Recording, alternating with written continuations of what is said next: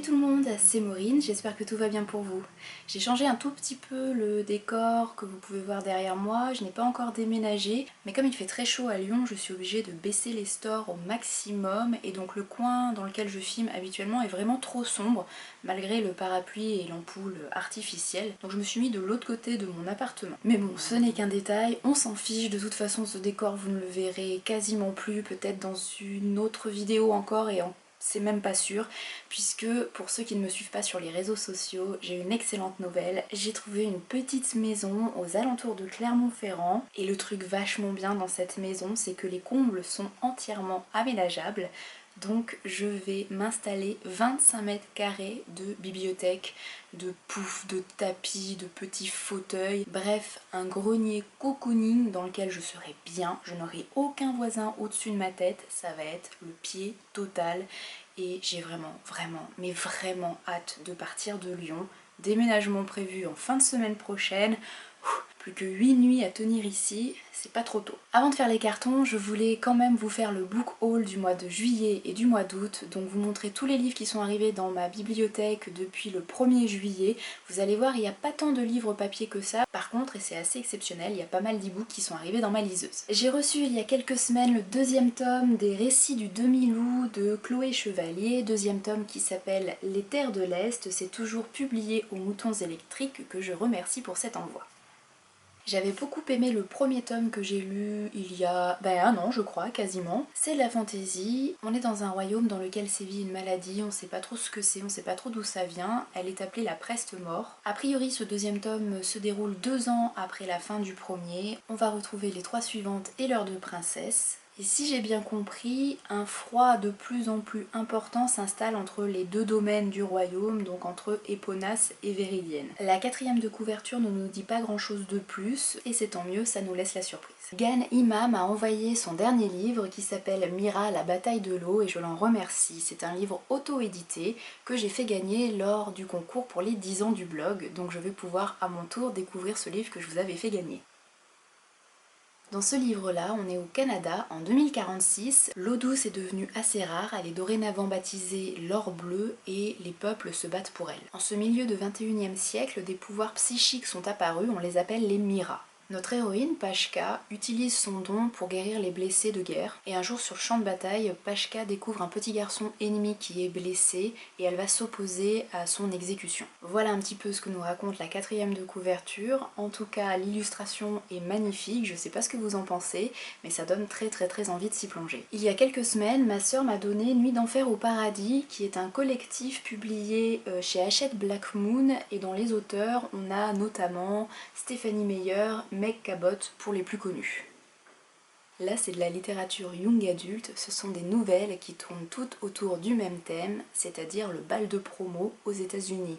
Mais le bal de promo qui va être un petit peu détourné puisqu'on va y voir des créatures fantastiques, des vampires, des loups-garous, des démons, des sorcières, etc. C'est plus trop ma tasse de thé maintenant, j'ai un petit peu vieilli, mais pourquoi pas, c'est un recueil de nouvelles, je pense que ça peut être une lecture assez distrayante. J'ai ensuite fait quelques achats pendant ces 2 mois d'été, très peu, 3 seulement vous allez voir. Le premier a été fait au mois de juillet lors de l'opération 1 mois, une maison, un achat, toujours organisée par Vision Livre, et au mois de juillet, la maison d'édition mise en avant était la maison d'édition Hélène Jacob. J'ai fouillé dans leur catalogue, que je ne connaissais pas, et j'y ai découvert une série en 6 ou 7 volumes. Avant de tous les acheter, je me suis dit que j'allais déjà commencer par le premier. Donc cette série s'appelle Dialine.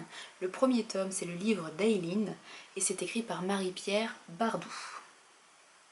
Vu le titre, vous vous doutez que ça se déroule en Irlande. On est au 19e siècle, en 1845 exactement.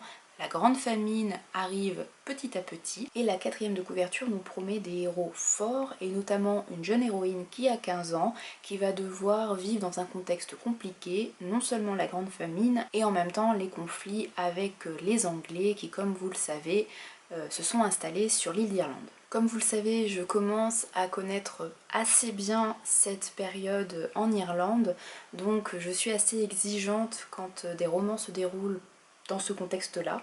J'espère que je ne serai pas déçue par ce premier tome et j'espère avoir envie de continuer cette saga. Pour continuer avec l'Irlande, j'ai acheté Vent du Nord de Lord Dunsany aux éditions Terre de Brume.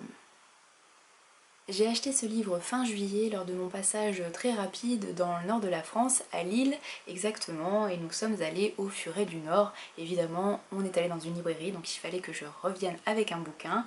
J'ai trouvé celui-ci, j'étais assez contente puisque les éditions Terre de Brume sont pas forcément très représentées dans les librairies lyonnaises, ou alors j'ai jamais vraiment fait attention. Et là je me suis dit que c'était l'occasion de découvrir ce livre. Lord Dunsany est un auteur irlandais, j'ai déjà pu le lire il y a quelques années avec son autre titre qui s'appelle La fille du roi des elfes, dont je n'ai absolument aucun souvenir, il faudrait que je le relise. Mais avant de me lancer dans cette relecture, j'aimerais bien découvrir celui-ci qui je pense devrait me plaire un peu plus. On va découvrir les souvenirs d'un vieil homme qui vivait en Irlande quand il était plus jeune. Il va nous raconter l'Irlande de son enfance, une Irlande où se côtoient des rites ancestraux, des croyances un petit peu particulières et une certaine féerie celtique. La 4e de couverture nous parle de paysages baignés de brume et de superstitions anciennes. Autant vous dire que quand j'ai vu ça, je me suis dit aucune hésitation, je le prends. Dernier achat papier de cet été, il s'agit évidemment du nouveau tome de Harry Potter qui cette fois est sous forme de pièce de théâtre. Si j'ai bien compris, c'est basé sur les idées de J.K. Rowling,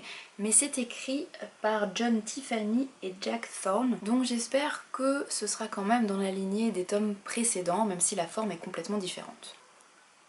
J'imagine que tous ceux qui aiment Harry Potter se sont un petit peu renseignés sur ce 8e tome. Disons que ce 8e opus est une suite directe à l'épilogue du 7e, c'est-à-dire qu'il prend place 19 ans après la bataille finale entre Harry et Voldemort, et on va donc y découvrir ce que Harry est devenu, les enfants qu'il a pu avoir, et j'ai vraiment, mais vraiment très hâte de retourner à Poudlard et de retrouver cette magie. Pendant cet été, j'ai également profité de certaines opérations pour remplir ma liseuse à tout petit prix. J'ai donc 9 e-books à vous présenter. Le premier, il s'agit du premier tome de Cuchiel de Jacqueline Carré qui est publié plutôt chez Brajlon Milady en format papier, et donc là je le possède en e-pub. Apparemment c'est de la très bonne fantaisie, on va y suivre une jeune héroïne qui est très particulière qui s'appelle Phèdre No Delaunay, qui a été vendue par sa mère alors qu'elle était enfant. Elle est devenue une courtisane très expérimentée et une espionne assez exceptionnelle. Elle va prendre connaissance d'un complot qui vise sa patrie et va donc se retrouver mêlée à tout ça. Apparemment c'est de la fantaisie très mature et très bien écrite avec une héroïne très forte et très indépendante. On m'en a vanté les mérites à de très nombreuses reprises, donc j'espère que je ne serai pas déçue. Deuxième e-pub que j'ai acheté lors de l'opération Brajlon Milady Castlemore, pendant laquelle les e-books étaient à 99 centimes d'euros. Donc autant vous dire que ça valait le coup. J'ai pris Fêlure de Silène Edgar qui est publié initialement chez Brajlon. On va suivre Gwen qui est bibliothécaire et mère de famille le jour et qui la nuit est une fée employée par la brigade anti-kidnapping de fées. Avec son ami et coéquipier Arthur, elle va mener une enquête un petit peu compliquée. Et à côté de ça, dans sa vie privée, elle va devoir choisir, avant le solstice, de rester humaine et donc de vivre une vie normale avec sa famille, ou alors de devenir une fée à part entière et donc de vivre auprès de son ami Arthur. Mais évidemment, si elle fait ce choix-là, elle va devoir abandonner sa famille humaine. C'est très court, ça ne fait que 88 pages en papier, donc je ne sais pas si l'auteur va réussir à nous raconter une histoire assez complexe, assez riche, en si peu de pages.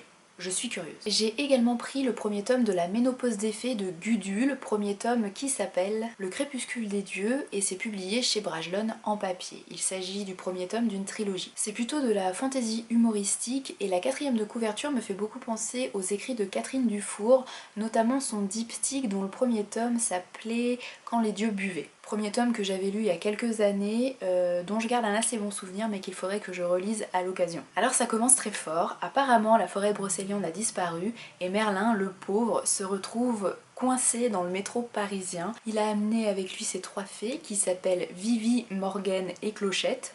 Je pense que vous voyez le parallèle. Les 3 fées, elles, se sont installées dans les poubelles du métro, donc autant dire que c'est carrément la déchéance. Mais heureusement, Merlin a un super plan pour faire revivre le Moyen-Âge, ses légendes, ses forêts, ses chevaliers de la table ronde.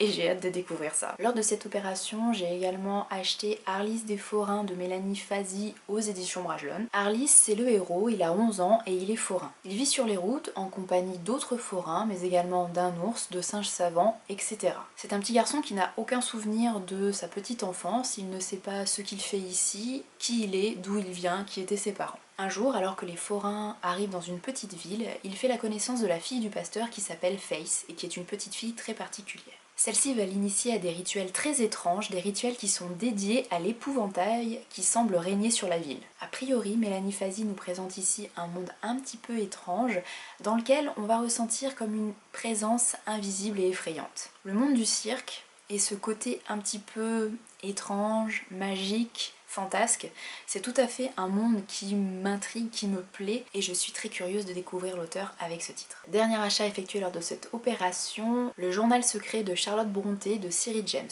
Ici, pas du tout d'imaginaire, non, on est dans une biographie romancée qui met en avant Charlotte Brontë, la célèbre sœur qui a écrit Le très beau Jane Eyre. Il n'y a pas longtemps, j'ai lu une autre biographie romancée de cet auteur, biographie qui s'appelait L'amour caché de Charlotte Brontë de Josien Janzing aux éditions L'Archipel, biographie qui m'avait un petit peu déçue. Il paraît que celle-ci est vraiment bien, ça me fait un petit peu peur parce que j'ai l'impression que c'est très jeunesse, donc je ne sais pas comment l'auteur va s'en sortir pour nous présenter l'histoire de cette fille de pasteur en Angleterre au 19e siècle, qui a priori avait un physique très quelconque mais qui était douée d'une imagination débordante. Cette biographie est sous forme de journal intime, j'espère que c'est assez fidèle à la réalité, bien que je ne sois pas une experte de la vie de Charlotte Brontë, donc je sais pas si je saurais vraiment faire la différence entre la fiction et le réel, mais bref, j'espère que c'est quand même fidèle et surtout que c'est pas trop jeunesse. Je vous en ai parlé dans une ancienne vidéo, celle qui présentait ma palle de l'été. J'ai réussi à obtenir les 2 tomes de La quittance de minuit de Paul Féval. Comme Paul Féval appartient aux auteurs de littérature classique française, ces textes sont libres de droit et donc vous pouvez les trouver facilement sur internet en e-book. Pourquoi ce titre-là, qui n'est pas franchement connu? Moi de Paul Féval, le seul titre qui me vient en tête c'est La Vampire, que je n'ai pas lu. J'ai vraiment découvert La quittance de minuit absolument par hasard. En plus il a eu plusieurs autres noms au fil des éditions. Donc vous vous dites pourquoi tu t'es intéressé à ce livre-là, en tout cas à ces 2 tomes. Et bien tout simplement puisque c'est une histoire qui prend place en Irlande au 19e siècle et qui met en scène une famille, un père et tous ses fils. Le père est plutôt partisan d'une politique pacifiste et ses fils, bien au contraire, ont décidé d'entrer dans une organisation un petit peu secrète qui veut combattre beaucoup plus violemment l'occupation anglaise en Irlande. C'est sur fond de famine irlandaise encore une fois, de conflits britanniques encore une fois, et apparemment c'est une histoire assez dramatique. Enfin, grâce à NetGalley, j'ai réussi à obtenir 2 e-books qui m'intriguaient également beaucoup, donc j'espère que j'aurai le temps de les lire assez rapidement, et si je les apprécie en e-book, je n'hésiterai pas à les acheter en format papier. Le premier, il s'agit du plus grand classique, je pense, de la littérature jeunesse suédoise. Il s'agit du merveilleux voyage de Nils Holgersson à travers la Suède et c'est écrit par Selma Lagerlöf. Excusez-moi, je suis obligée de lire mes notes puisque je suis incapable de retenir tous ces noms. Comme je vous le disais, apparemment c'est un classique de la littérature jeunesse suédoise qui a été écrit justement au début du XXe siècle pour les enseignants, pour les jeunes lecteurs, pour leur faire découvrir la Suède, ses paysages, sa nature, etc. On va suivre un jeune garçon qui s'appelle Nils, c'est le héros. Apparemment c'est un garçon qui n'est pas très gentil, qui aime jouer des tours à son entourage et persécuter les animaux de la ferme dans laquelle il vit. Pour le punir, un tonte, c'est une créature du petit peuple en Suède, va le faire rétrécir, ce qui va lui donner la possibilité de parler aux animaux qu'il côtoie. Et alors qu'il tente de retenir un jar qui essaye de s'envoler, Nils va s'accrocher et va partir avec lui en voyage. Il va donc suivre le jar et les oies sauvages et il va parcourir le ciel suédois et découvrir tout ce qu'il y a sous ses pieds, si on peut dire. J'en avais très souvent entendu parler, en bien, et moi je suis très curieuse de découvrir des classiques de la littérature d'autres pays, surtout pour la jeunesse, je trouve que c'est assez parlant. Le deuxième titre que j'ai choisi sur NetGalley, c'est Images fantômes de Elizabeth End, qui est publié en papier aux éditions Super 8 et qui sort aujourd'hui. Si j'ai choisi ce livre, c'est surtout pour l'auteur, Elizabeth End, puisqu'il y a quelques mois, j'ai lu L'Ensorceleuse, qui m'a fait une très forte impression.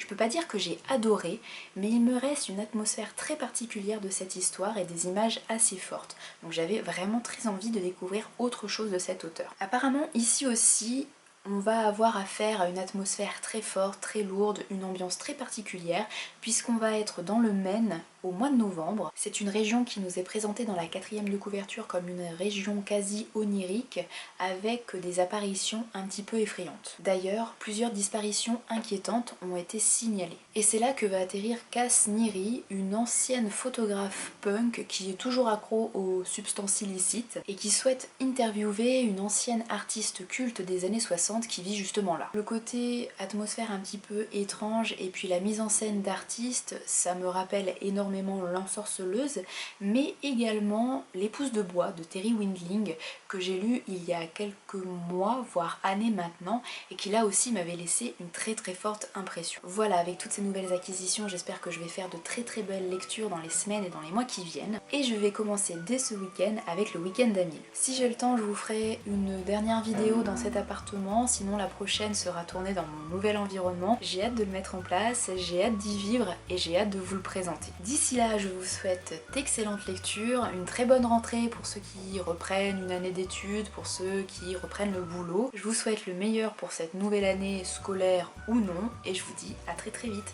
Salut et merci.